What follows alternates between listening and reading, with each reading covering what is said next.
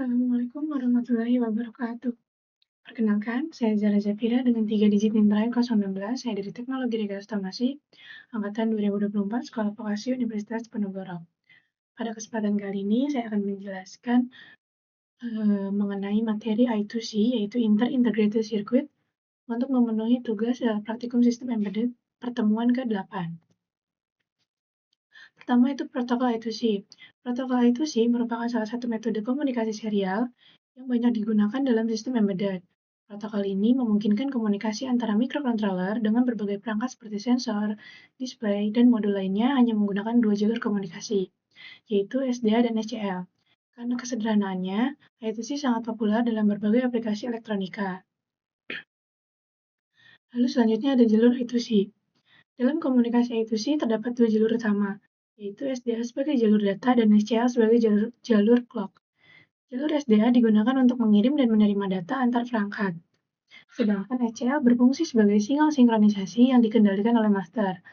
Pada sistem ini, master bertugas mengatur komunikasi, sementara slave akan mengikuti sinyal clock yang diberikan. Lalu selanjutnya ada start and stop condition. Komunikasi pada I2C selalu diawali dengan kondisi start dan diakhiri dengan kondisi stop. Start condition terjadi ketika sinyal SDA berubah dari high ke low saat SCL berada pada kondisi high, yang menandakan bahwa komunikasi akan dimulai. Sebaliknya, stop condition terjadi ketika SDA berubah dari low ke high saat SCL high, yang menandakan bahwa komunikasi telah selesai. Lalu selanjutnya ada ACK dan NACK. Setelah pengiriman setiap 8 bit data, perangkat penerima akan memberikan respon berupa ACK atau NACK. ACK ditandai dengan kondisi SDA low, yang berarti data berhasil diterima, sedangkan NACK ditandai dengan SDA high, yang menunjukkan bahwa data tidak diterima atau komunikasi akan dihentikan. Mekanisme ini penting untuk memastikan keandalan komunikasi. Lalu di sini ada addressing 7 bit dan RW bit. Setiap perangkat pada jaringan I2C memiliki alamat unik yang biasanya terdiri dari 7 bit. Alamat ini digunakan oleh master untuk memilih perangkat mana yang akan diajak berkomunikasi. Selain itu, terdapat satu bit tambahan yaitu bit read atau write yang menentukan arah komunikasi, apakah master akan menulis data ke slave atau membaca data dari slave. Lalu ada pull-up resistor. Pada sistem I2C, jalur SDA dan SCL menggunakan konfigurasi open drain, sehingga membutuhkan pull-up resistor agar dapat bekerja dengan benar. Resistor ini berfungsi untuk menarik tegangan ke kondisi high jika tidak ada perangkat yang menariknya ke low. Tanpa pull-up resistor, sinyal pada jalur komunikasi tidak akan stabil dan komunikasi dapat gagal.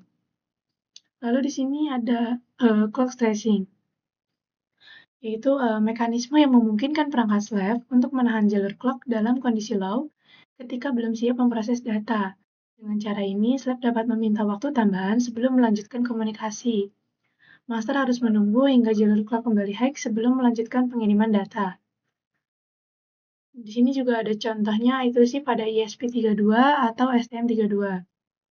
Pada ESP32 dan STM32 memiliki beberapa perbedaan. Untuk ESP32 sendiri menawarkan fleksibilitas tinggi karena hampir semua pin dapat digunakan sebagai jalur I2C melalui konfigurasi software, sehingga memudahkan untuk penggunanya. Sementara untuk STM32 biasanya memiliki pin khusus dengan fungsi alternatif tertentu untuk I2C, sehingga lebih terstruktur namun sedikit lebih kompleks dalam konfigurasi. Tetapi STM32 sering digunakan dalam aplikasi yang membutuhkan performa dan kestabilan tinggi. Nah, di sini juga ada sensor-sensor yang menggunakan protokol I2C. Contohnya BMP280 yang digunakan untuk mengukur tekanan dan suhu. Lalu ada OLED dengan driver SSD 1306 yang berfungsi sebagai display. Lalu ada MPU6050 yang menggabungkan akselerometer dan gyroscope serta modul R2C seperti DS3231 yang digunakan untuk menjaga waktu secara real time. Nah, ini untuk penjelasan materinya. Selanjutnya saya akan menjelaskan mengenai simulasinya. Oke, ini untuk percobaan yang pertama. yaitu di sini ESP32-nya sebagai master dan STM32-nya sebagai slab. Lalu akan ditampilkan di LCD I2C-nya. Nah, ini untuk from programnya, untuk rangkaiannya. Nah, ini untuk rangkaiannya, yaitu masternya ada ESP32 yang sebelah kiri, dan slabnya itu STM32 yang sebelah kanan. Dan ini dihubungkan satu sama lain dengan pin-pinnya. Pin-pin ini ada pada programnya. Nah, pada LCD ini, tampil hasilnya yaitu mengirimkan pesan otomasi sebanyak-banyaknya. Dan di sini sudah mengirim sebanyak 80 sekian, ini ke 86. Nah, mungkin itu untuk percobaan yang pertama. Oke, selanjutnya di sini masuk ke percobaan yang kedua, yaitu STM32-nya ini sebagai masternya, sedangkan ESP32-nya sebagai slabnya.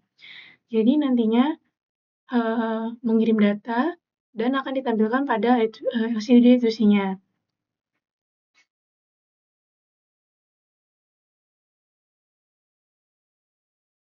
Nah, ini untuk programnya.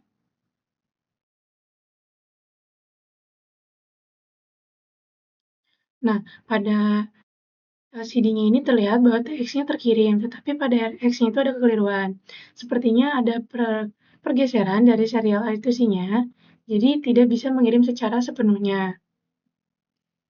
Jadi pada saat menerima data, hasilnya itu tidak sempurna, tetapi untuk pengirimannya dari STM32 ke SP32-nya itu berhasil. Nah, ini kan di teksnya sudah benar, tapi di RX-nya tidak menampilkan hasil yang seharusnya. Nah, mungkin ini untuk percobaan keduanya. Nah, selanjutnya di sini ada percobaan ketiga, yang dimana di sini kita menggunakan sensor ACSR, yaitu ultrasonik. Lalu ada microcontroller ESP32.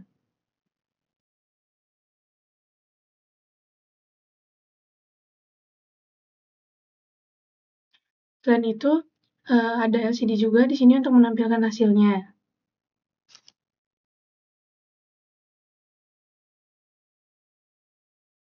Nah, di sini akan mencoba mengukur jaraknya menggunakan suatu benda. Nah, pada saat dijauhkan, maka hasil yang tampil pada LCD-nya itu akan berubah sesuai apa yang sensor ultrasonik tersebut dibaca atau diterima. Nah, di sini juga pada serial monitornya juga tampil hasil yang sesuai. Kita juga menggunakan moving average untuk menstabilkan dari data yang ditampilkan pada LCD. Data mentahnya seperti itu dan hasil moving average-nya maka akan seperti itu distabilkan. Nah, ini untuk percobaan ketiga.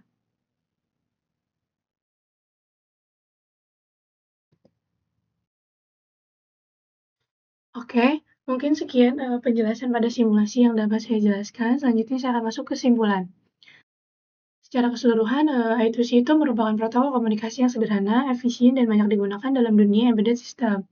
Dengan hanya dua jalur komunikasi, I2C mampu menghubungkan berbagai perangkat dalam satu sistem.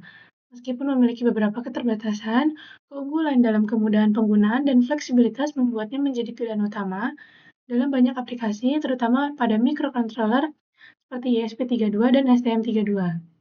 Oke, mungkin sekian penjelasan yang dapat saya jelaskan pada modul ke-8 ini. Mohon maaf bila ada kesalahan kata atau saya menjelaskannya kurang tepat.